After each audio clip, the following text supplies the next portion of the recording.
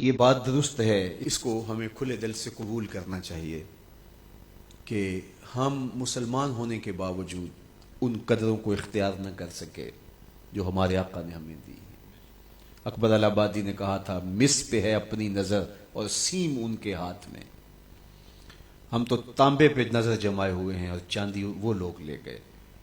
اقدار عالیہ، رویوں کی خوبصورتی، قوانین کی بالادستی اور زندگی کا بہت سارا جمال وہ ہم سے چھین کے لے گئے. یہ خزانہ ہمارا تھا، لیکن صاحب جام اسی کا جو بڑھ کے تھام لے، جو بھی محنت کرے. ایک وہ زمانہ بھی تھا کہ شارلمان اس کے لارڈز ابھی دستخط کرنے کی مشق سے گزر رہے تھے. ابن حزم کے قلم سے 1000 کتابیں نکل چکی تھی. وہ زمانہ بھی ہم نے دیکھا جب پیرس میں کیچڑ تھا اور بغداد عروس البلاد کہلاتا تھا. ہم نے وہ دور بھی دیکھا ہے جب وہ سواد آشنا بھی نہیں تھے، حرف آشنا بھی نہیں تھے، اور ہمارے منجم ستاروں پہ کمندے ڈالتے تھے. جب ہم محنت کرتے، خدائے زندہ زندوں کا خدا ہے، یہ اس کا اصول ہے، یہ اس کا ضابطہ ہے. لیکن جب ہم جو ہیں وہ پیچھے آ گئے تو انہوں نے آگے بڑھ کر جام تھام لیا. یہ بات میں ضرور کہوں گا، خیر کی قدریں جہاں بھی ہیں، کسی کفر کے معاشرے میں بھی ہیں، لیکن وہ پھوٹتی میرے حضور کے قدموں سے ہی ہیں. چوکھٹ اسی سے ہی فیض اور نور اور روشنی پھوٹی ہے، اجالے یہی سے گئے ہیں، ورنہ انسان آج بھی زنجیروں میں جکڑا ہوتا. وہ کیسا سماج تھا کہ جب بیٹی کو زندہ درگور کر کے باپ آتا تھا تو معاشرہ اسے داد دیتا تھا کہ تو نے اپنی آبرو بچا لی ہے، تو نے اپنی عزت بچا لی ہے. اور یہ اتنا بڑا گھنونا جرم. قیامت کے دن سب سے پہلا سوال نماز کا ہوگا، لیکن سب سے پہلا فیصلہ قتل کا ہوگا.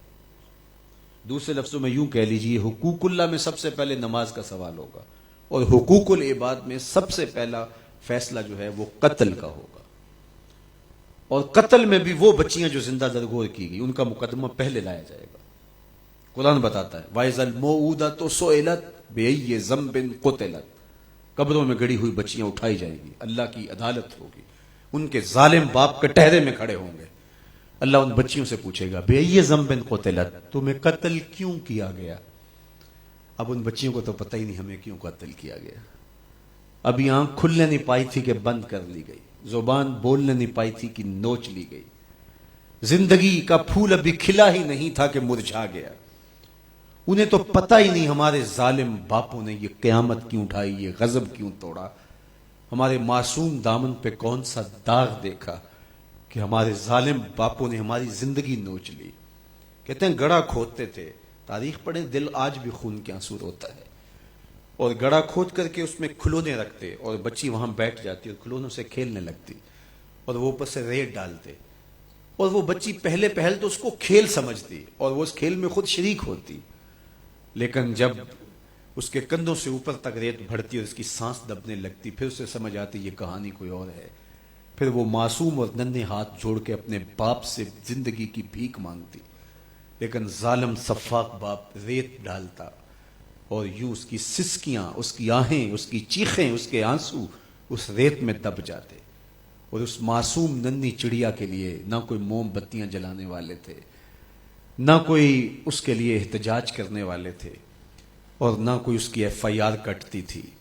باپ کو بھی داد ملتی، ماں کو بھی داد ملتی. معاشرہ صفاق اس پہ ماتم کرنے کی بجائے اس پہ خوشیوں کا اظہار کرتا. پہلی آواز پورے عرب میں جو اٹھی اور بلند ہوئی وہ میرے حضور کی تھی. بیٹیوں کو قتل کرنے والوں سن لو، میری فاطمہ میرے جگر کا ٹکڑا ہے. یہ پہلی آواز تھی. یہ صرف کلمہ محبت ہی نہیں ہے، اس ظالمانہ سماج کے خلاف جو ہے وہ علم جہاد میرے حضور نے بلند کیا. میری بیٹی میرے جگر کا ٹکڑا ہے. اور کہا جو 2 بیٹیاں 2 بہنیں اللہ کی رضا کے لیے پروان چڑھائے اور ان کا نکاح کر دے، قیامت کے دن وہ یوں میرے نیڑے ہوگا جس طرح یہ 2 انگلیاں کری. یہ جب میرے حضور نے فرمایا، مجمع سے ایک شخص کھڑا ہو گیا. حضور کیا جس کی 2 بیٹیاں نہیں ہیں اس کو یہ اعزاز نہیں ملے گا؟ کسی بیچارے کی 2 بیٹیاں نہ ہو، 1 بیٹی ہو، تو کیا اس کو یہ اعزاز نہیں ملے گا کہ وہ آپ کا ساتھ پائے؟ حضور نے فرمایا اسے بھی ملے گا. لیکن میں آپ کو دعوت فکر دیتا ہوں کہ اس سوال کے پیچھے کی کیفیت دیکھیے. اس کی 1 بیٹی تھی، کہاں بیٹیاں زندہ درگور ہو رہی ہیں اور کہاں ایک بیٹی والا کہتا ہے کاش کہ میری بھی 2 بیٹی. یہ تھا لایا ہوا میرے حضور کا نظام. بیٹیوں والے